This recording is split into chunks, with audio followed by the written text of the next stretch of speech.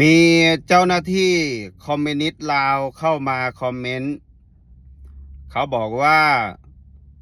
ไปเป็นขี้ข้าอยู่ต่างประเทศทำงานชั่วโมงละ19 ดอลลาร์20 ดอลลาร์สบายดีสวัสดีครับทักทายทุกท่านที่เข้ามาติดตามรับชมอยู่กับผมเทพโยครับพี่น้องทางเมืองไทยตอนนี้กับประมาณ6 โมงเช้าทักทายพี่น้องฟังไทยฟังลาวก่อนอื่นครับพี่น้องอย่าลืมฝากกดแชร์แสดงความคิดเห็นกันเข้ามาครับพี่น้องล่าสุดนี้มีเจ้าหน้าที่ลาวผมขึ้นรูปให้นะครับเขามาคอมเมนต์ทางเพจผมบ่อยมากเลยนะคือพยายามที่จะด่าผมนั่นแหละนะครับผมวิจารณ์รัฐบาลลาวเขาบอกว่าไปทำงานที่ต่างประเทศไปเป็นขี้ข้าเขาทำงานชั่วโมงละ19-20 ดอลลาร์บักหนาม้าวาซันนะครับมันสิไปสู่ประเทศลาวบ้านเฮาได้จังไดบ้านเฮาเดือนละ3-4 ล้านแต่ว่า3-4 ล้านกีบคิดเป็นเงินไทยก็เท่าใด5,000อยู่เมืองนอกมันชั่วโมงละ19-20 ดอลชั่วโมงละ600 บาททำงาน8 ชั่วโมงก็คูณไปคันบ่ขี้ค้านเข้าใจบ่แล้วอีกอย่างนะกูสิบอกมึงเอาปากกากับสมุดมาจดถ้าตราบใดในบัตรประชาชนมึงยังเป็นลาว PDR อยู่มึงอย่าเอาไปเปรียบเทียบใส่กับคนชาติอื่นเพราะว่ามึงยังจัดอยู่ในกลุ่มประเทศที่ยากจนและด้อยพัฒนาผู้นำมึงยังขอทานประเทศอื่นแดกอยู่ผู้นำมึงยังไม่มีการศึกษาไม่มีความรู้ผู้นำมึงปกครองได้แต่คนโง่เหมือนมึงไงถูกเขากดหัวมึงก็เลยไม่ค่อยเห็นความเจริญมึงอยู่กับความยากจนนานเกินไปไงอยู่นานเลยแยกไม่ออกอันไหนเจริญอันไหนพัฒนาผู้นำพาแดกหญ้ามึงก็ว่ามันแซ่บคนอื่นเขาไม่แดกมึงก็แดกเข้าใจไหม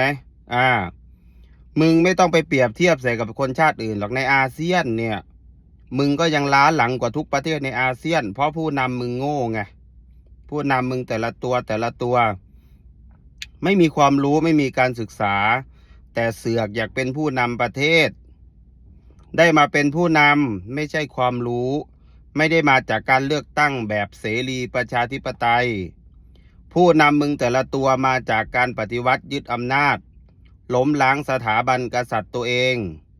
เข้าใจไหมแล้วก็สถาปนาตัวเองขึ้นมาเป็นประธานาธิบดีหรือประธานประเทศเอาอำนาจมาแบ่งกันแต่ละตัวไม่มีความรู้ไง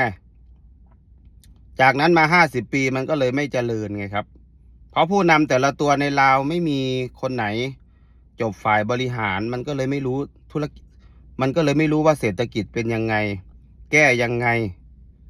ผู้นำในลาวแต่ละตัวนะครับดักดานกดขี่ต่อประชาชนคนในประเทศพอประชาชนเห็นต่างก็บอกว่าต่อต้านหวังโค่นล้มไม่ยอมรับความจริง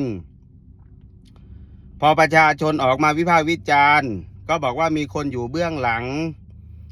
คนไทยสนับสนุนบ้างเดี๋ยวก็บอกว่าอเมริกาอยู่เบื้องหลังบ้าง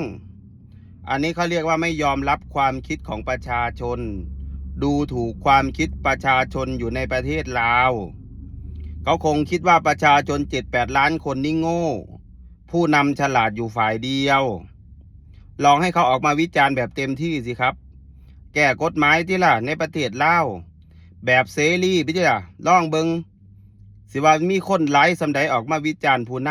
ำเข้าใจบ่ผู้นำมึงแต่ละตัวนี่เปรียบสำเด็กหน่อยป.5ความรู้บ่มีแต่ละตัวนี่ใส่เกือบตีนรถสมัยก่อนหาบไข่ปิ่งขายจบม.1 ม.2ก็ได้เป็นนายกแต่ละตัวในประเทศลาวนั่นอย่าให้กูเว้าหลอนหลายประเทศมันบ่เจริญประเทศมันบ่พัฒนานี่สิไปโทษไผก็ต้องโทษฝ่ายบริหารคือผู้นำประเทศประชาชนยอมมีสิทธิวิพากษ์วิจารณ์ต้องยอมรับความจริงว่าแม่นสิมาปลูกฝังให้เคารพผู้นำบ่แม่นพ่อบ่แม่นแม่สิไปสนใจอีหยังสิไปยกผู้นำขึ้นสูงวิเศษวิโสมาแต่ไสผู้นำก็เป็นแค่ประชาชนคนหนึ่งคันบ่มีผลงานก็ถูกด่าถูกวิจารณ์ เป็นเรื่องปกติอย่าสิเซนซิทีฟหลาย